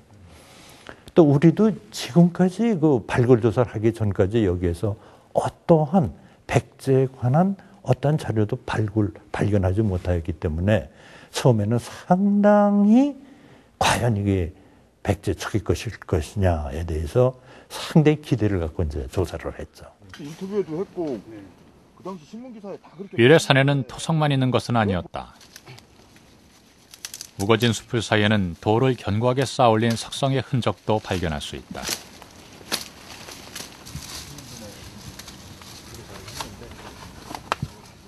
천연 성벽의 역할을 하는 비탈진 북면을 제외하고는 3면의 성벽 모두 방어를 목적으로 축조한 듯 견고하다.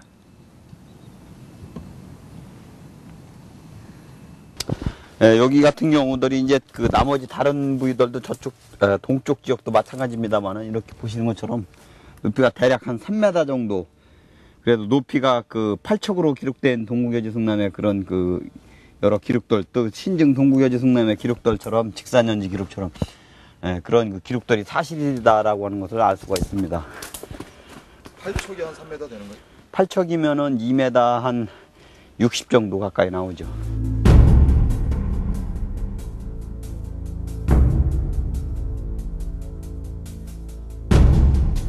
인적이 끊어진 성벽은 마치 나라를 잃은 백제의 역사처럼 볼품이 없다. 패망한 나라의 역사는 아무도 기억하지 않는다. 잃어버린 왕국 백제는 그렇게 잊혀졌다.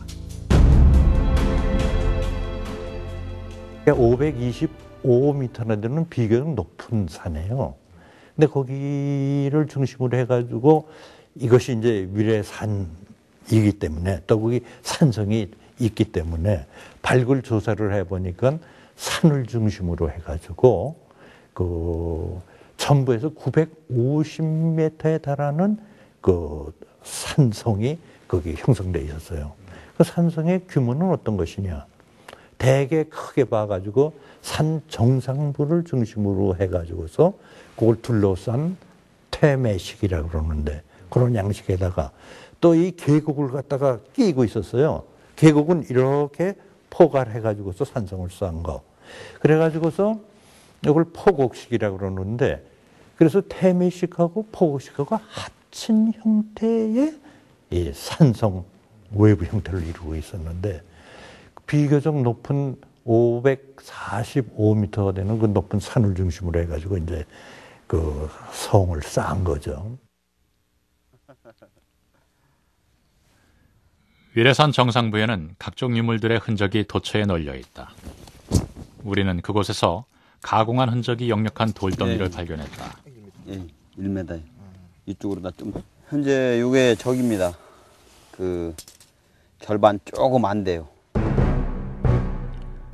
이미 반으로 두 동강 난 성물은 폭이 24cm에 가로 1m, 세로 70cm 정도. 만약 이 성물이 비석받침이라면 비석의 크기는 적어도 1m가 훨씬 넘는 꽤 큰 규모라 한다.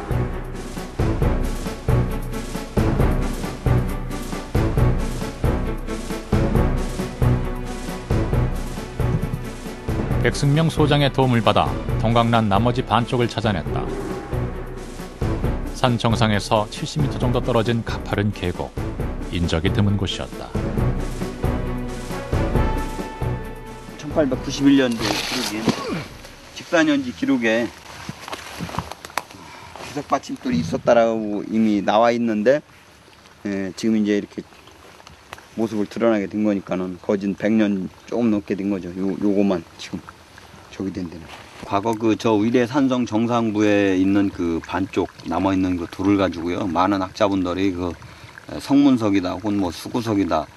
주변에 그 전설로 나는 뭐 말구유돌이다 뭐 별 많은 그 학설과 그 전설들이 있었습니다. 그러나 그 내용을 보거나 그 혹은 그 전반적인 모양이라든가 형태를 봤을 적에는 비석 받침일 하는 가능성이 상당히 많았었고 그래서 그 규장각에 가서 직사년지를 영인을 해서 그 출력물을 봐보니까 산성 내에는 우물이 하나 있고 또한 그 비석 받침이 있다라고 이렇게 기록이 되어 있습니다. 그래서 발굴된 두 개의 성물을 이어보면 마치 비석 받침으로 쓰일 법한 모양새를 하고 있다. 성물들은 흔히 가공 형태를 보고 그 연대를 추정하는데 이것은 가장 기본적인 가공 상태다. 글쎄요, 여러 가지 가공 형태라든가 이런 것으로 보았을 적에는 아무래도 그 삼국시기 그 무렵 정도까지 올라가지 않을까 이런 그 추정을 한번 해봅니다. 물론 뭐 조심스러운 추정이고 앞으로 좀 더 이에 대한 면밀한 연구 검토가 있어야 되겠습니다만은 현재까지 어떤 그 역사 기록이라든가 주변 발굴 되었었던 그 여러 가지 그 기와 와편이라든가 이런 내용으로 보았을 적에는 그 시기까지 소급시켜도 큰 무리는 아니지 않을까 이런 생각이 듭니다. 얼핏 비석 받침처럼 보이기도 한다. 정말 비석 받침의 용도로 사용한 것일까? 근데 이 지역마다 나는 직접 찍은 성물의 사진을 들고 국립고궁박물관을 찾았다. 돌무지들이 한 100여 개가 있거든요. 돌무지 많이 봤어요. 소의 경우는 그냥 쑥 집어넣을 수도 있고. 찬찬히 사진을 살펴보던 관장은 비석 받침이라 단언하지 못했다. 그러기엔 비석의 크기가 문제라는 것이다. 산 정상에 있었다고 추정되기 때문에 거기다 또 석조로 뭘 만들었다는 것은 상당히 의미가 있는 거거든요. 그래서 다른 측면에서 역사 문화적으로 그 의미를 찾아야 될 것 같아요. 예를 든다면은 가장 주의 깊게 봐야 될 것이 제사유적. 산상에서 제사 지낼 적에 영구히 뭘 사용하기 위해서 만든 그런 하나의 기물이 아닐까. 그러니까 용도로는 거기에다가 물을 담아놨다든가 아니면 제사용 술을 담아놨다든가 아니면 거기다가 무슨 기부로 덮고 거기다 음식을 놨다든가 그래서 뭐 떡이라든가 무슨 다른 음식을 해서 진설을 했다든가. 위례산은 살아있는 박물관이다. 위례산 정상부뿐만 아니라 산속 구석구석은 용도조차 짐작하기 어려운 성물들로 그득하다.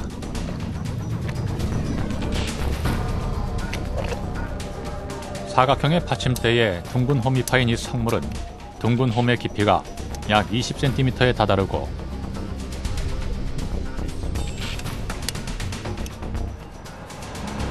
홈의 폭이 약 17cm에 이른다.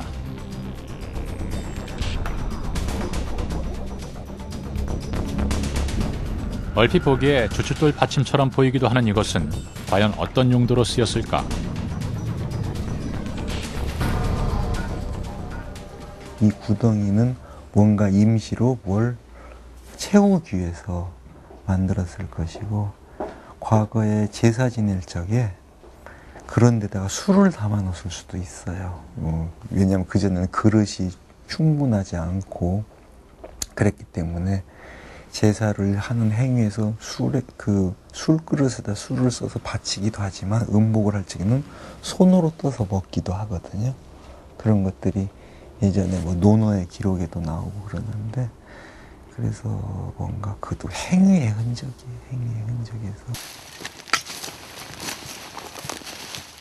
위례산은 마치 살아있는 유물실 같다. 흥미로운 유물 중 하나는 돌무지다. 이렇게 아주 정교하게 산 정상부에는 100여 개의 돌무지가 흐드러지게 널려 있었다. 이런 유물들은 혹여 위례산성이 백제의 첫 도읍이라 온몸으로 말하고 있는 것은 아닐까. 백제 위례성에서 우리 직산 위례성 입장거 있는 그 산성에서 볼 때 나온 유물하고는 맞잖아요. 승섬통이라든지 기타 여러 것이 그 BC 전후한 시기에 나올 수 있는 그러한 유물들이기 때문에 위례성길을 따라가다 보면 꽤 큰 웅덩이를 하나 만나게 된다. 용샘이다. 서해의 용이 이 샘과 백마강을 넘나들었다 전해지는 이 작은 샘은 1년 내내 물이 늘거나 줄지 않는다고 한다.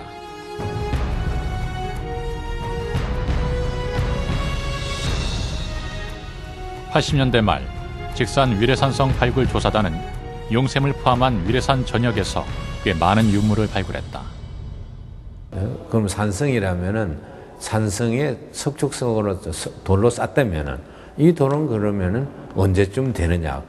성벽을 쌓은 것도 이게 이제 앞으로 과제지요. 간단히 말씀드려서 전면적인 조사가 이 뭐 하루아침에 되는 건 아닙니다.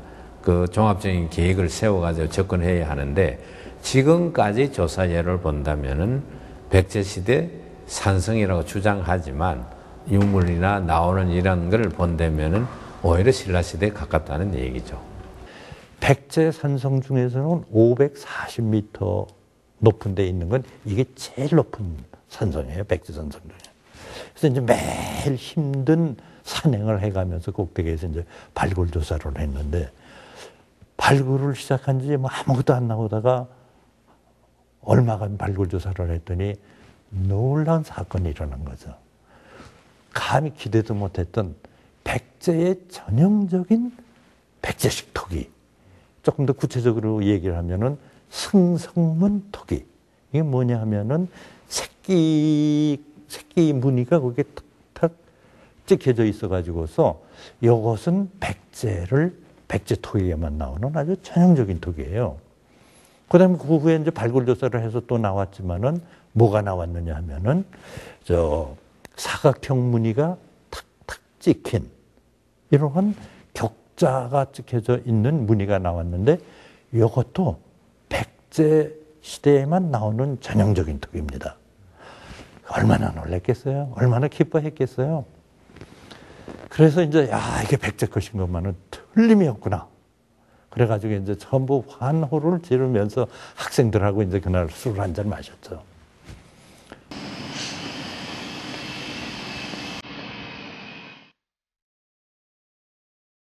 당시 위례산에서 발굴한 유물들 중 백제시대의 유물들은 모두 국립공주박물관 유물정리실에 소중하게 보관 중이다.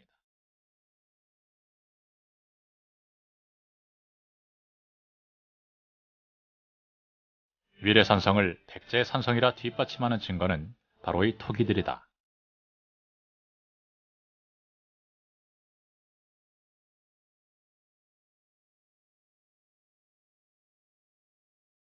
오로지 백제시대에만 볼 수 있다는 승성문 토기와 세발 토기는 이곳이 백제시대의 유적지임을 온몸으로 증명한다. 1000년이 넘게 잠들었다 이제야 깨어난 백제의 유물들은 21세기를 사는 우리들에게 무엇을 말하려고 하는 것일까?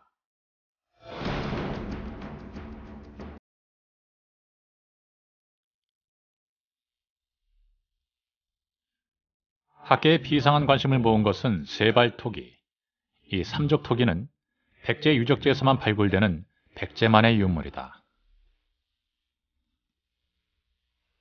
토기 종류가 앞에서 얘기한 두 가지 종류 이외에도 나왔는데 그 발이 3개 달린 삼족기 이거는 고구려에도 없고 신라에도 없는 백제를 대변하는 대표적인 토기입니다. 이 삼족 토기가 나오고 있어요. 그래서 이건 틀림없이 백제 시대 거구나 라는 것을 확증을 잡았죠. 찬성이라고 하는 것이 성이라는 게 한 군데 있으면은 그것이 한 시대에 딱 쓰고 끝나는 게 아니라 계속 후대까지 계속이 돼서 사용을 하거든요, 대부분. 그래서 그 밑부분을 봐봤더니 그 백제 시대에 백제의 아주 전형적인 산성 스타일 중에 하나인 토성이 있잖아요.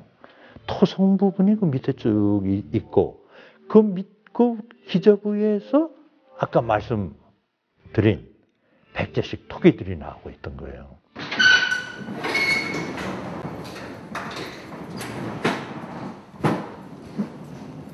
당시 발굴된 유물들 중에 시대 구분이 힘든 일부 유물들은 현재 서울대 박물관에 보관 중이다.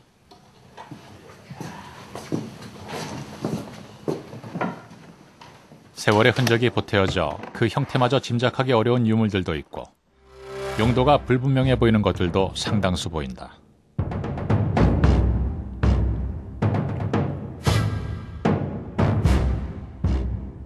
지난 80년대 후반부터 90년대 중반까지 위례산성을 발굴한 조사팀은 당시 발굴한 유물들을 보며 아주 오래전에 축조한 백제의 산성임을 의심하지 않았다고 말한다. 가지고 이제 이건 고고학자가 그 유물을 중심으로 해가지고 내린 결론 아닙니까?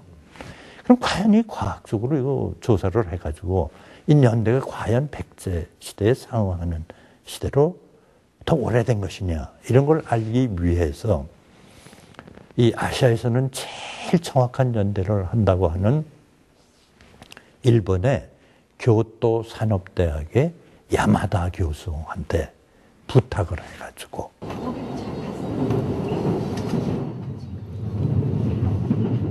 나는 일본의 야마다 교수를 직접 만나 그 결과를 들어보기로 했다.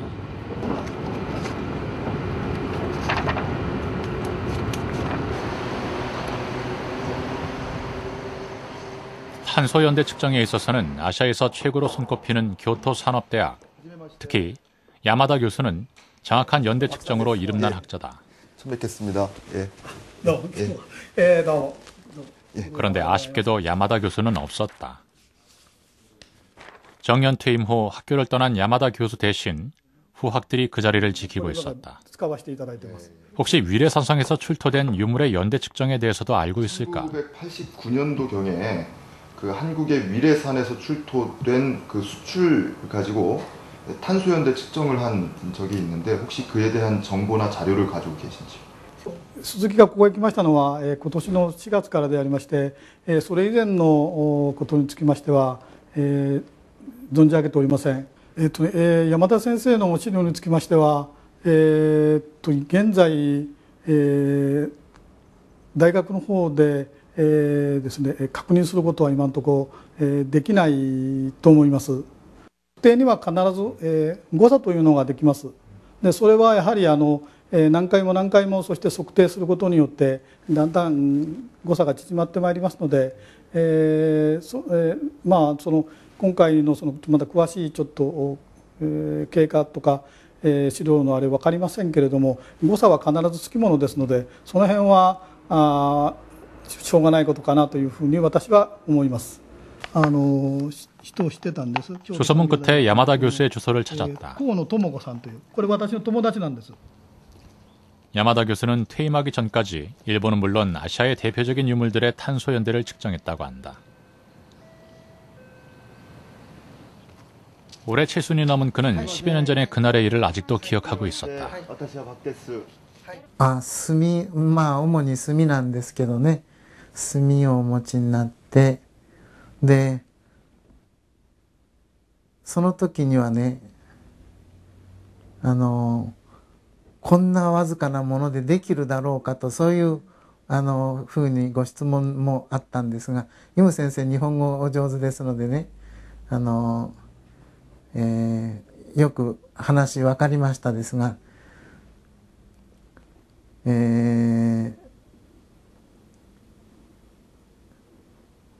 それで私がね、いやこのくらいでもできるよという返事をした覚えはあります。ほんのわずかのものだったけれども、これでもできなくはないですというふうに返事した覚えはあります。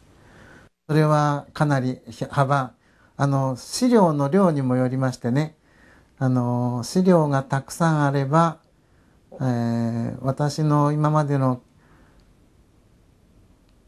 結果のあれから正確さから言いますと、プラスマイナス5年ぐらいまでは出せれば出せば出せるんです。資料の量によって量がたくさんあればそれぐらいまでいけるけれども、多分少なかったんでしょうね。 무너진 흙더미 사이에서 찾아낸 손가락만한 목탄 조각 몇 개. 시류의 양이 적어 연대 측정을 하기 어려웠지만 2010년 전의 것일지도 모른다는 결과를 얻었다. 하지만 480년에 달하는 오차 범위가 문제였다. 연대 자체가 참 놀랍게도 2010년이라는 연대가 나왔는데 이 자료 자체가 너무나 미세하기 때문에 편차가 있게 마련해요.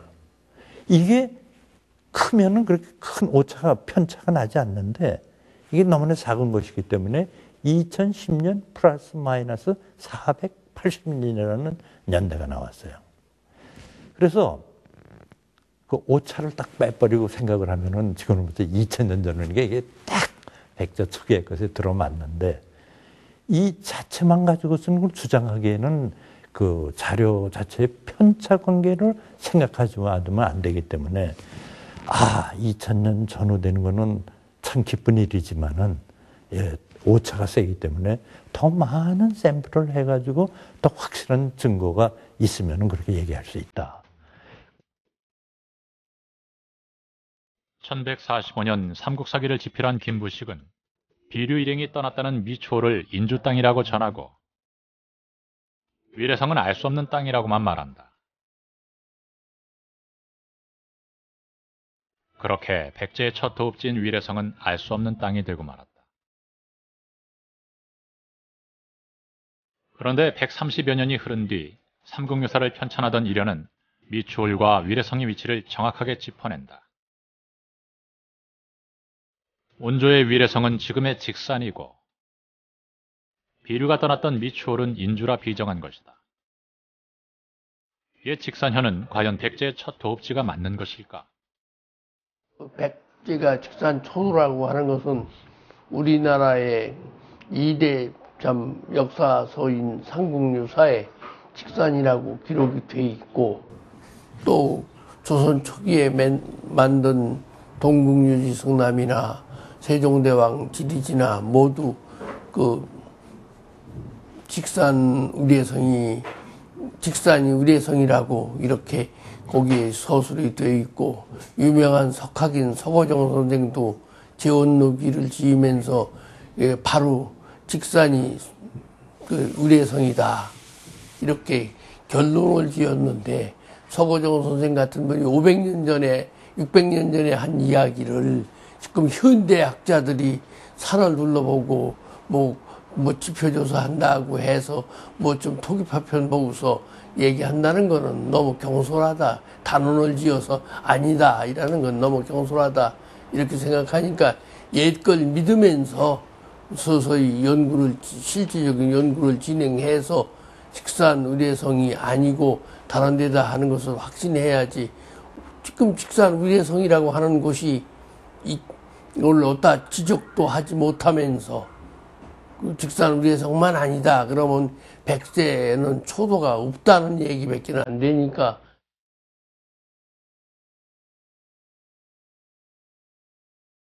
일련이 삼국유사를 편찬한 이후 조선 전개에 이르기까지 어느 누구도 백제의 첫 도읍을 직산이라 의심하지 않았다.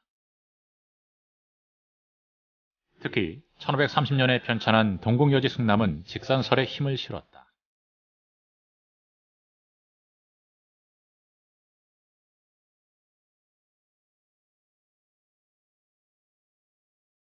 (1682년에) 발간한 지리서인 동여비고는 직산현에 백제의 초도인 위례성이 있다고 기록한다. 물론 도읍의 규모는 미약했을 것이다. 당시는 원조가 10제도 안 되는 상황이잖아요.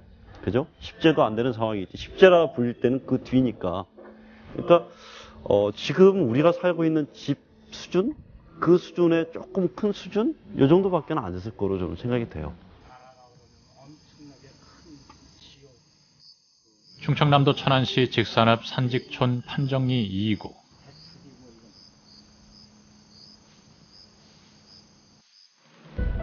마을이 처음 세워진 것은 500여 년 전인 세종조 때였다.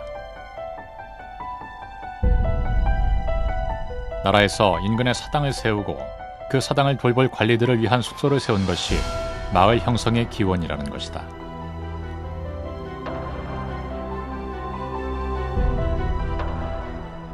관하로부터 동북삼리라 그랬습니다. 이 뒤에 지금 지명이 직산읍 판정리 2구 산직촌이라고 하는 마을이 있습니다. 바로 뒤에 그곳에 조그맣게 사당을 짓고 당시에 관리를 하도록 해서 진왕전이라는 지금 지명을 갖고 지방민들이 그곳에서 참배도 하고 또 혹은 그분을 모셨는데, 산직촌의 유래를 처음 기록한 것은 조선왕조실록의 세종편. 세종이 친히 고구려 백제 신라의 시조를 위한 사당을 세우고 그 뜻을 기려야 한다는 명을 내린 것이다. 세종 8년에 시작된 사당 설립은 곧 난관에 부딪힌다. 신라를 제외하고는 첫 도읍지가 불분명하다는 것이 그 이유였다. 백제의 경우 후백제의 도읍 완주도 문제였다.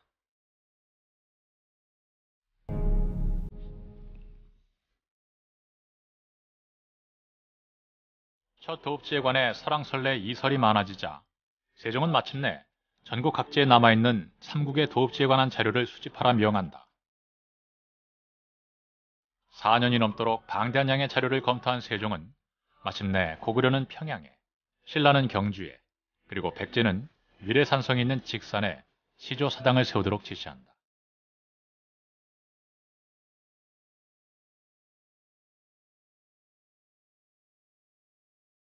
온조왕이 처음 나라를 세운 곳, 백제 시초가 되고 기원이 되는 이곳을 부인들은 백제의 근원인 제원이라 이름한다.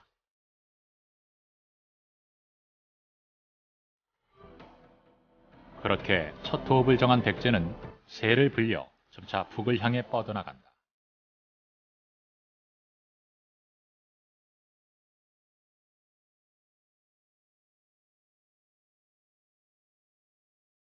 백제의 뿌리가 고구려에 있기 때문에 그 직산에도 동명왕묘를 세웠다 이렇게 돼 있지 않습니까? 기록에 분명히 나와 있습니다.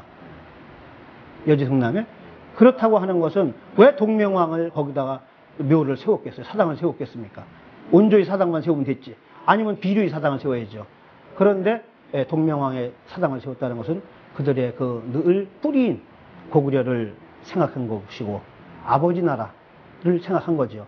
그래서 그들은 힘이 있으면 언제든지 북으로 올라가려고 하는 것은 아마 인지상정이다. 난 이런 생각을 해보는 겁니다. 그래서 힘이 있을 때는 북천을 했고 천도를 북으로 했고 힘이 없을 때는 남으로 밀려 내려갔다.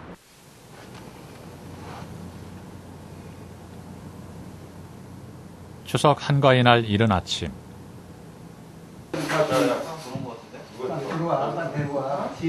천안 인근에 사는 조씨 일가들이 한자리에 모여 차례를 올린다. 타지로 나간 이들이 많아 새는 많이 줄었지만 이곳 직산읍은 직산 조씨의 집성촌이다.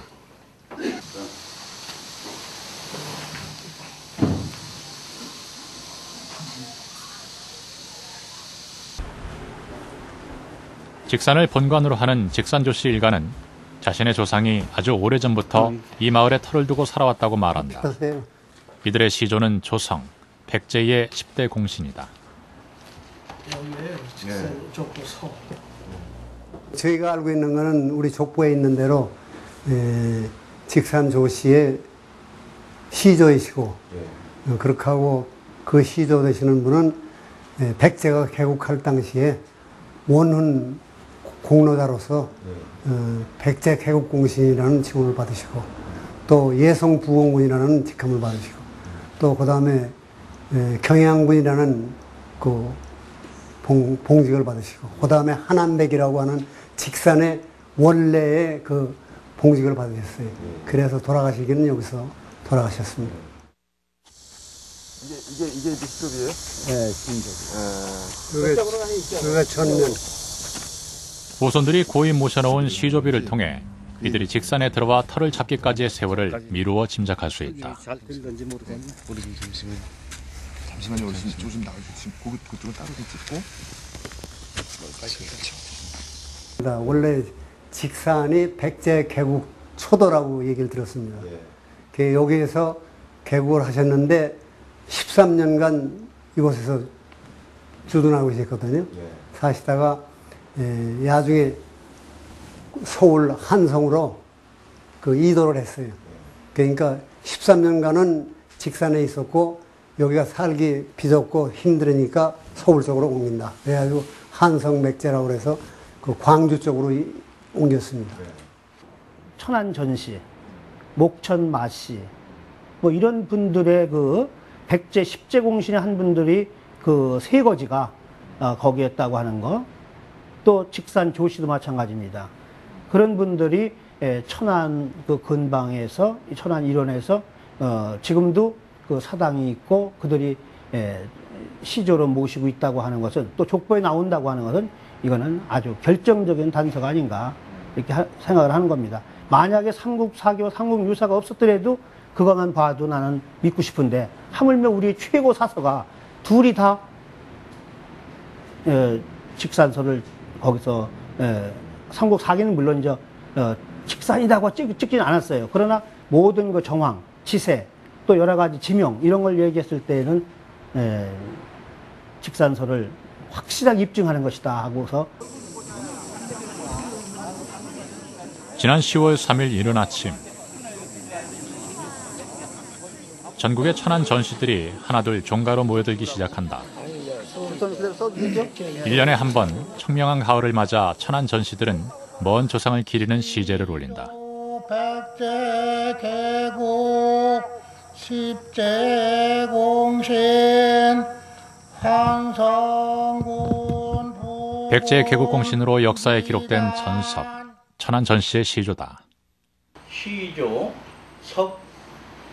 석판성군 할아버지가 백제에 개국할 당시 온조왕을 보필해가지고 10신하를 같이 건국을 했기 때문에 우리 천안을 고루해서 판성군으로 받았기 때문에 지금도 판성군으로 알고 있습니다. 위례성은 직산에 있는 위례성이므로 그 당시 개국했을 때 거기로 도읍한 걸로 구전에 내려오고 있습니다.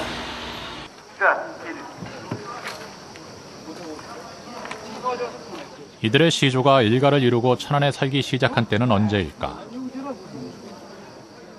온조 일행과 함께 남아있던 전섭의 후손들은 백제의 멸망 이후에도 천안 일대를 세거지로 삼아 활동했던 것으로 보인다.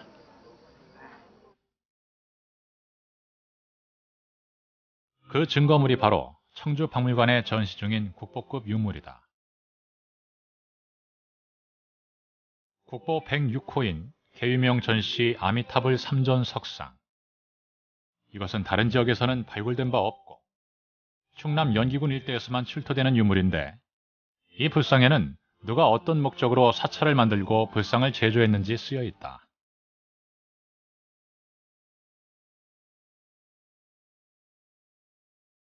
그 명문에 전시라는 성씨가 뚜렷하다. 그중에 이제 가장 첫 머리에 나오는 이름이 이제 전씨, 그리고 이제 그 뒤로 진씨 이런 성들이 이어지고 있는데요.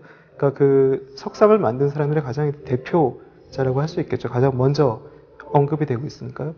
그 이름이나 이런 것들은 그 마모가 되었기 때문에 정확하게 알 수가 없지만 그 당시에 그 전씨라든가 이런 것들이 신라 시대에서 전혀 볼 수 없는 성씨이고 또 백제와 관련이 있는 성씨이기 때문에 그 백제의 어떤 어느 정도 세력을 가지고 있었던 그 고위층의 어떤 귀족, 그리고 그 신라로 이제 통일신라로 넘어간 이후에도 그 지역에서 어느 정도의 세력을 유지하고 있었던 그런 세력의 어떤 대표로서 이런 그 공양을 하기 위해서 석불을 조성한 그런 세력의 어떤 대표자로 추정이 되고 있습니다. 이 불상은 백제가 멸망한 직후인 7세기 후반 제조된 것이다. 어쩌면 백제의 건국을 함께했던 이들의 후손들이 나라의 부활을 소망하며 이 불상을 만들었던 것은 아닐까.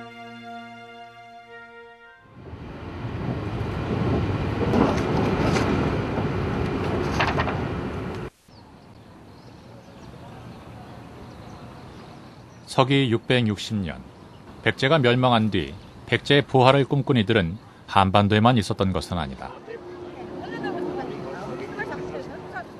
일본의 막부 세력의 중심지였던 오사카.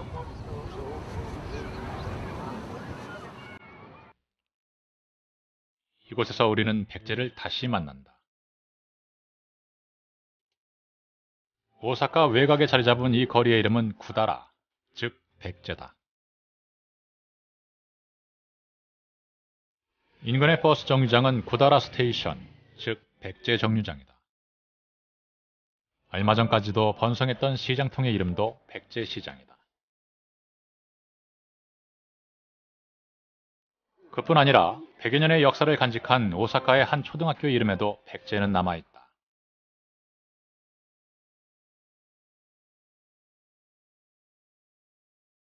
오사카 시내의 역 이름 또한 구다라駅, 즉 백제역이다. 일본 속의 백제, 오사카, 그 유래를 아는 이들도 많다. そうですね。昔朝鮮半島で、百済、新羅、高句麗いう国があって、新羅と百済が、戦争をしましてね。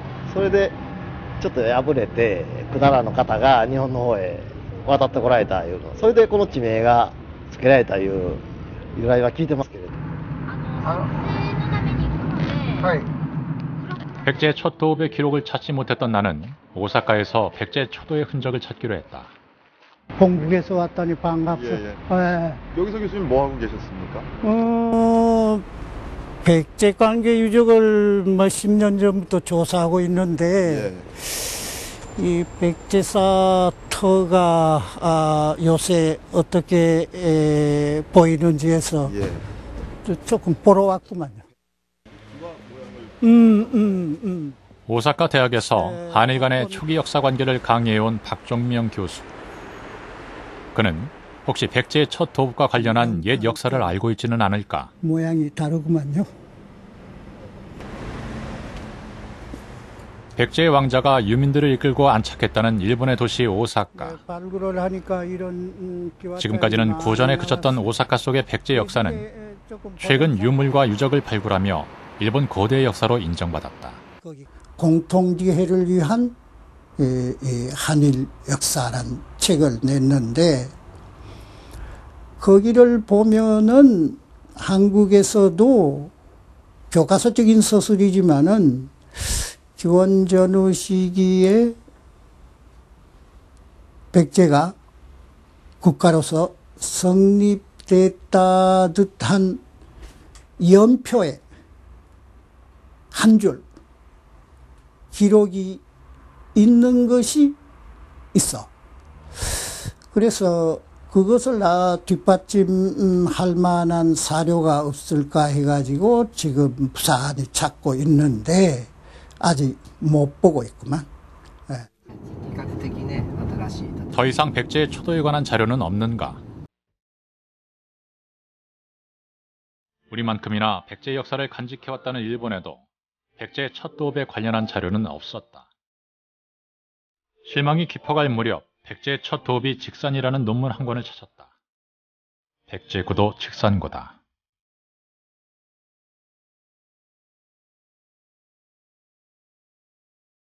이 논문은 나라현에 있는 천리대학에서 발표됐다고 한다. 나는 그 자료를 받기 위해 천리대학교를 직접 찾았다. 뜻밖에도 논문의 발표자는 한국인이었고 논문을 발표한 기관은 조선학회였다. 선생님, 안녕하세요. 안녕하세요. 한국에서 왔습니다. 예, 안녕하세요. 예, 예. 여기 혹시 김재붕 선생님 관련한 논문이 있다고 들었는데요. 그것 좀 혹시 좀 확인 좀 할 수 있을까요? 제야 역사학자였던 고 김재붕 선생은 25년 전 백제의 첫 도읍이 직산임을 주장했지만 국내에선 그 학설을 인정받지 못했다.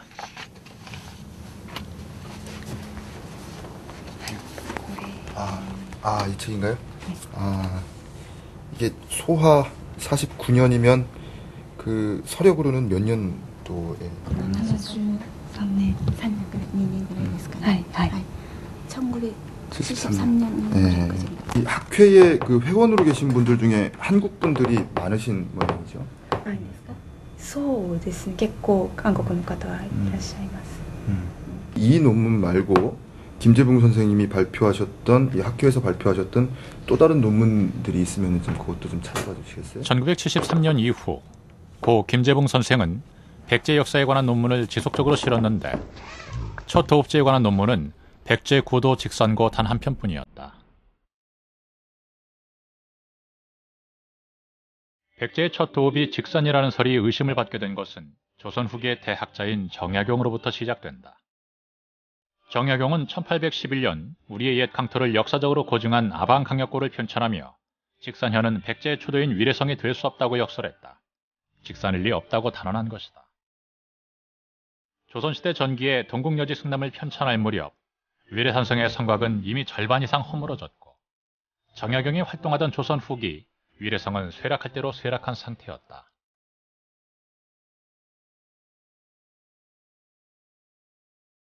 조선 전기 학자 서거정도 이 같은 모습에 직산의 과거를 의심했었다고 한다. 서거정 선생이 처음 경상도나 경상도 관찰사도 하신 분이니까 이렇게 자주 왕래하면서 직산을 지나다닐 때 너무 적은 고을이고 이런 데 수도가 있겠느냐 하는 생각을 해봤는데 그분이 삼국사 저료나 모든 이런 책들을 좀 나라의 명으로 편찬하면서 그 여러 가지 책을 보니까 그 책 가운데 직산이 틀림없이 이제 초도 위례성이다 하는 것이 확신이 갔다는 거죠. 600여 년 전 서거정이 확신했던 백제의 첫 도읍지 위례성의 흔적을 지금은 찾아보기 어렵다. 그 옛날 직산현을 오가며 서거정이 이곳에서 본 것은 과연 무엇일까? 과연 직산은 백제의 근원일까? 600년 전 제원루에 올라 백제를 노래했던 그 옛날의 서거정은 간데없이 사라진 오늘. 백제의 첫 도읍에 관한 기록도 표류하는 중이다. 백제 초도의 역사를 찾는 것은 우리 역사의 잃어버린 고리를 찾는 것이 아닐까. 그리고 어쩌면 직산은 바로 그 고리를 찾는 열쇠가 아닐까.